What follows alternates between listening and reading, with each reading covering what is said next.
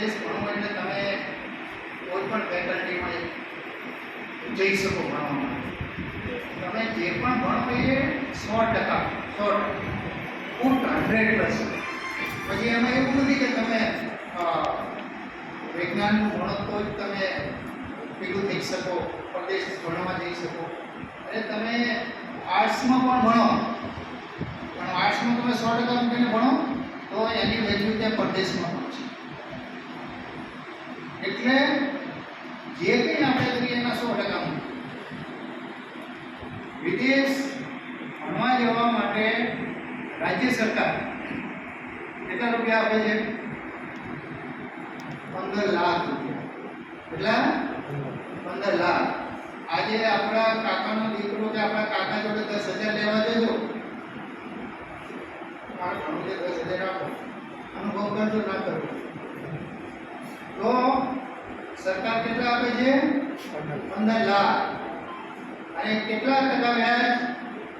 4% વ્યાજ. બિલકુલ નોમિનલ. 15 લાખ રૂપિયા 4% વ્યાજે સરકાર આપે છે. અને એ તમારે ગ્રેજ્યુએટ થયા હોય તો પીજી પોસ્ટ ગ્રેજ્યુએટ કરવા માટે જવું હોય તો તમે જઈ શકો છો. તમે 10 કર્યા પછી ડિપ્લોમા કરવા જવું હોય તો પણ જઈ શકો છો. આ યોજના કોણે બનાવી? આ યોજના ડૉક્ટર બાબા સાહેબ આંબેડકર. બાબા સાહેબ આંબેડકર વિદેશ ગયા સયાજીરાવની સહાયથી. પણ એમને થયું કે મારા સમાજને મારે હું તો કરું પણ મારા સમાજના બીજા લોકોને મોકલવું હોય તો શું કરવું જોઈએ? તો 1928 અને 30માં મુંબઈ રાજ્ય હતું, આપણે પેલા ગુજરાત અલગમાં હતા. એ વખતે મહારાષ્ટ્ર સરકારે એક કમિશન બનાવ્યું કે ભાઈ આ અનુસૂચિત જાતિ, અનુસૂચિત જનજાતિ, અન્ય પછાત વર્ગો એમના વિકાસ માટે શું કરવું જોઈએ એ તમે અમને કહો. તો એક સ્ટાર કમિશન નિમાયું. એમાં બાબા સાહેબ અને પીજી સોલંકી સાહેબ આપણા ગુજરાતના બે વખતના ધારાસભ્ય હતા તો એમને એમાં લીધેલા. અને બાબા સાહેબે એ વખતે જે રિપોર્ટ આપ્યો એમાં એમણે લખ્યું હતું કે ભાઈ અનુસૂચિત જાતિ, અનુસૂચિત જનજાતિ, પછાત વર્ગોના વિકાસ માટે છાત્રાલયો બનાવો, એ લોકોને શિષ્યવૃત્તિઓ આપો, એ લોકોના છોકરાઓને પરદેશ ભણવા માટે શિષ્યવૃત્તિ આપો. અને એમાંથી આ બધી યોજનાઓ થઈ. છાત્રાલયો છે, આપણને શિષ્યવૃત્તિ મળે છે, એ બધું બાબા સાહેબ. હવે આ જે વિદેશ અભ્યાસ લોન છે એમાં કોઈ આવક મર્યાદા નથી. તમને કોઈ સરકારી યોજના હોય તો પહેલું જ આર્ટિકલી આવે કે ભાઈ આમાં આવક મર્યાદા છે, આટલા રૂપિયા આવક મર્યાદા છે, એને લાભ મળશે, આને નહીં મળે. તો આની અંદર કોઈ જ આવક મર્યાદા નથી. એટલે તમારે આવક મર્યાદા કોઈ પણ હોય પણ એ અનુસૂચિત જાતિનો હોય તો પણ એને મળે, ઓછી પછાતનો હોય તો પણ એને મળે છે, આદિજાતિનો હોય તો એના માટે પણ આ યોજના છે. હવે આના માટે તમારે શું કરવું? તો મોટાભાગના એવા અનુસૂચિત જાતિના હશે કે બક્ષી પંચના હશે તો એમને કાસ્ટ સર્ટિફિકેટ લેવા માટે ક્યાં જવું પડે? કે ભાઈ સમાજ કલ્યાણની ઓફિસ છે. તો અહીં હિંમતનગરમાં આપણું બહુમાળી ભવનમાં સમાજ કલ્યાણની ઓફિસ છે ને, ત્યાં ગયા હશે તો ત્યાં જઈને તમે રૂબરૂ હાર્ડ કોપી ફોર્મ, વિદેશ અભ્યાસ ફોર્મનું તમે મેળવી શકો. ધારો કે તમારે ના જવું હોય તો ઈ સમાજ કલ્યાણની જે છે એના ઉપર તમે ક્લિક કરો અને વિદેશ અભ્યાસ લોન લખો એટલે તમારે ફોર્મ ખુલી જાય. તો એની તમે કોપી કઢાવી પ્રિન્ટ લો અને ઓનલાઈન ફોર્મ ભરી દો અને આપી દો. બહુ જ સહેલું. હવે એના માટે તમારે શું કરવાનું? તો વિદેશ અભ્યાસ લોન લેવા માટે પહેલા બે જામીનદારો આપવા. એટલે સરકાર લોન આપે તો એ જામીનદાર તો નહીં ને કે ભાઈ અમને પાછા પૈસા આપશો કે નહીં. તો પહેલા બે જામીનદાર હતા, હવે એક જ જામીનદાર કે ભાઈ તમારે 20 કે 25 લાખની અસંખ્યાવાળા જે કોઈ હોય તમારા સગા ઓળખીતા એમની પાસેથી તમારે જામીનદારી ફોર્મ ભરાઈ દેવાનું. એમનું જે એસેટ્સ હોય એનું વેલ્યુએશન કરીને તમારે આપવાનું, ફોર્મની સાથે ભીડવાનું. એટલે એ થઈ ગયું. બીજું કે ભાઈ તમારે વિદેશ ભણવા જવું છે તો તમે વિદેશ ક્યાં ભણવા જવાના? કે ભાઈ હું કેનેડા. તો કેનેડામાં કઈ જગ્યાએ? તો કેનેડામાં યુનિવર્સિટીમાં, અને એનો તમે સંપર્ક કરી ઓનલાઈન જ થાય છે બધું. એટલે ઓનલાઈન તમે એપ્લિકેશન કરો કે ભાઈ મારે આ want to study in so and so discipline so and so course, અને તો પછી એ લોકો તમારું જોઈ અને તમારા બધા જે ડોક્યુમેન્ટ્સ હોય એના આધારે તમને ઓફર લેટર મોકલે. એટલે એ ઓફર લેટર તમારી સાથે આપવું પડે.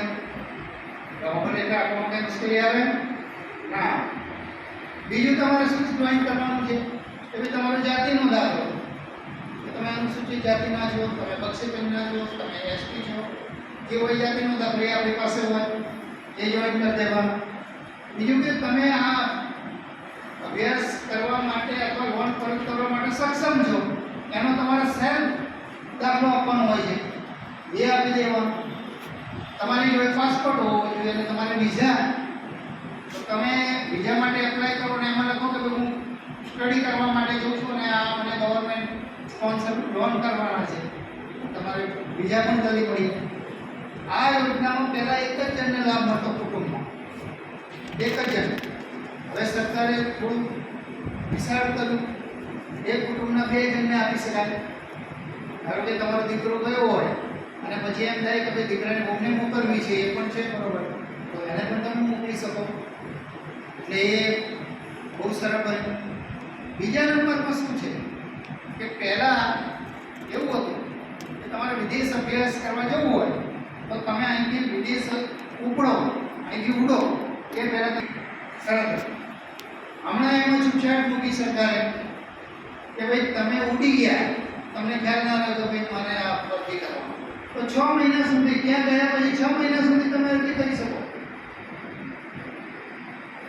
આપણે અમુક તો આળસુ છીએ ને, એટલે ભૂલી ગયા કે ભાઈ અરજી કરવાનું. પછી મારા જે મેં કીધું કે ભાઈ આવું પડે છે પસંદ, તો ભાઈ 6 મહિના સુધી અરજી કરી શકો તમે. સરકાર કેટલી તમારી કાળજી લે છે કે આ બધા બહુ એક્ટિવ નથી, તો ચલો 6 મહિના લટકાના આપો. 6 મહિના લટકાના આવ્યા એટલે આટલું સરળ સ્કીમ છે. હવે આમાં કોઈ કંઈ પ્રશ્ન થાય છે કે મારે શું કરવું, આમાંથી કોને વિદેશ જવું છે? કોઈને થાય છે ઈચ્છા વિદેશ જવાની ભણવા માટે? વાલીની ઈચ્છા તો હોવી જોઈએ, છોકરાઓને પણ થવી જોઈએ, ઉંમર તો થવો જોઈએ.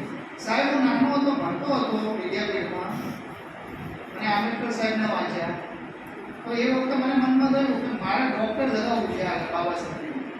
એટલે મેં ચાલુ અભ્યાસે ચાલુ નોકરીએ પીએચડી કર્યું અને ડૉક્ટર લગાવ્યું.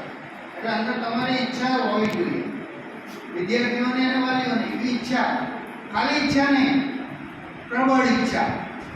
કેવી? પ્રબળ ઈચ્છા. આમ તમે લોખંડની સામે પ્રબળ ઈચ્છાથી જુઓ તો લોખંડ ઓગળી જાય. એકલવ્ય પેલા દ્રોણાચાર્યની સામે બેસીને કરે, પણ એની પ્રબળ ઈચ્છા હતી. અર્જુન કરતા પણ બાણામણી શ્રેષ્ઠ બાણામણી, એમ પ્રબળ ઈચ્છા હતી. એવી પ્રબળ ઈચ્છા બધું લખી રાખવાનું મગજમાં. હું હમણાં એક આવો સેમિનાર હતો અને એમાં ગયેલો છે, તો હું પેન લાવવાનું ભૂલી ગયો તો મારું આ ખોલી અને એમાં નોટનું ઓપ્શન આવે છે, તો એ ખોલીને મેં અગત્યના મુદ્દા બધા લખી દીધા. આજે અહીંયા કોઈ વસ્તુ નથી, બધા ભૂલી જવાનું.